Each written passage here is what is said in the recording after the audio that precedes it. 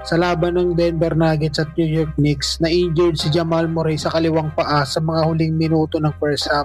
Nangyari ito habang dinidepensahan niya ang tira ni OG Anunoby. Matapos ang play, hirap na siyang makatayo at kinakailangan pang tulungan palabas ng court papunta sa locker room.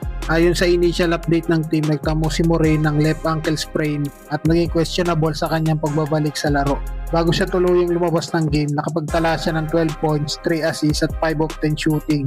Matapos ang kanyang injury, tuluyan na bumagsak ang laro ng Denver. Sa kabila ng 38 points, 8 rebound at 5 assists ni Nikola Jokic, hindi pa rin nila napigilan ang opensa ng Knicks. Tinambakan ng New York ang Denver sa score na 142-103. Dahil sa pagkatalo, bumagsak sa 39-25 record ang Denver Nuggets at nananatili sila sa ikalimang pwesto sa Western Conference standing. Susunod na haharapin ng Denver Nuggets, Oklahoma City Thunder habang hinihintay ng fans ang susunod na update sa kondisyon ni Jamal Murray. Malaking tanong ngayon kung gaano katagal siya mawawala dahil isa siya sa pinaka-importanting player sa sistema ng Nuggets.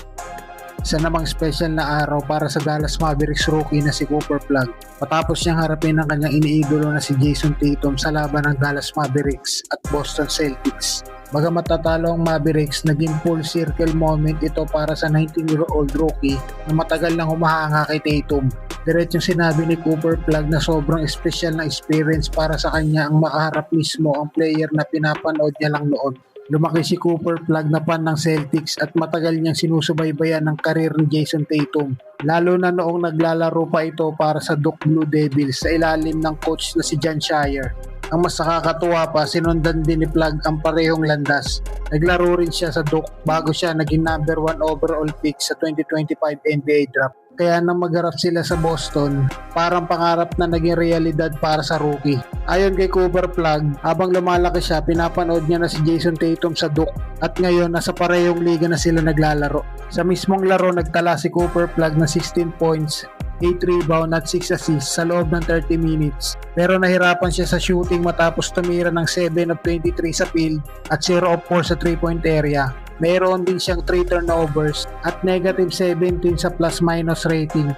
Gayunpaman, malaking responsibilidad pa rin ang pasa ng rookie sa Dallas. Madalas siyang ginagamit bilang point forward kung saan sa kanya umiikot ang maraming plays ng Mavericks. Kahit nahihirapan ng team sa kanilang 21-42 record. Para kay Cooper Flag, maaaring hindi panalo ang nakuha ng Mavericks sa araw na iyon.